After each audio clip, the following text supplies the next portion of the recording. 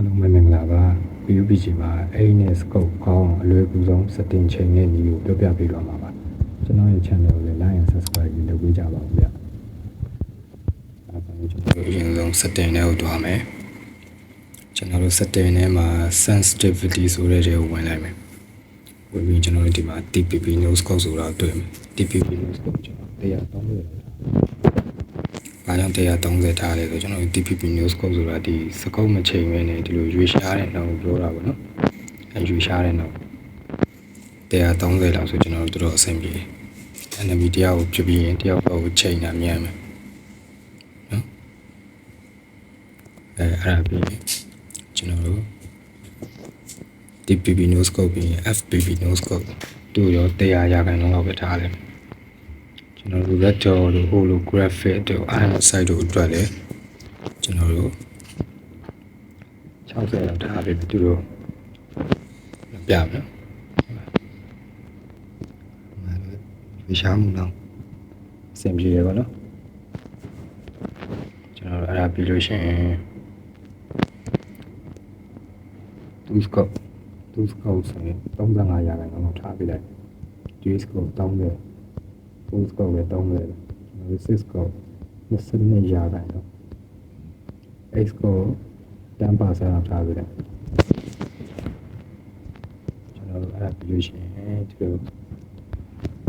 နောက်တစ်ခုဒီ ADS sensitivity ထဲမှာကျွန်တော်တို့ TPP no scope 90ရာခိုင်နှုန်းလောက်ထားပြီးလိုက်အဲကျွန်တော်ဒီလိုတနက်ပြည့်လို့ရှိရင်ထွက်တယ်3ခါမှုပေါ့နော်ကင်မရာဒီလိုလှောက်ရှားမှုအဲ့ဒါညင်အောင်လုပ်တာပါ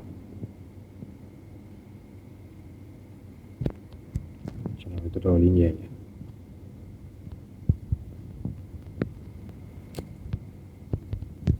sorry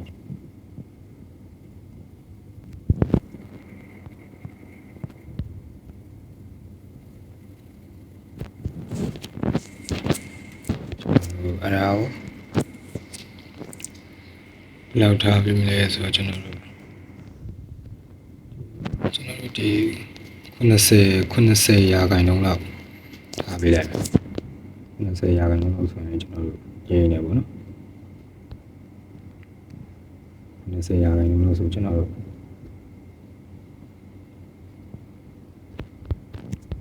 တော်တော်ရင်းကျွန်တော်တို့အဲ့ဒါပြီးလို့ရှိရင်ကျွန်တော်တို့red dot လို့ holographic တို့အတွက်ကကျတော့60လောက်ထားပြီကျွန်တော်2 scope ကျတော့30လောက်ထားပြီ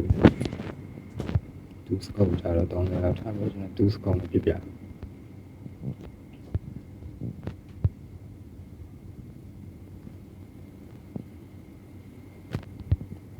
တော်လေးငြိမ်နေပါနော်တော်တော်လေးငြိမ်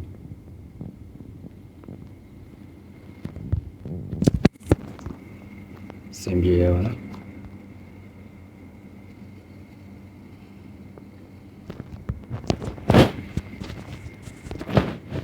ကျွန်တော်တို့အတိုင်းပဲကျွန်တော်တို့ဒီ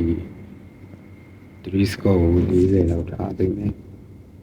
4 scope 30လောက်ထားပေးမယ်6 scope 12လောက်ထားပေးမယ်8 scope 10%လောက်ထားပေးမယ်ကျွန်တော်တို့စင်ပြေရပါနော်3 scope နဲ့ပြပြ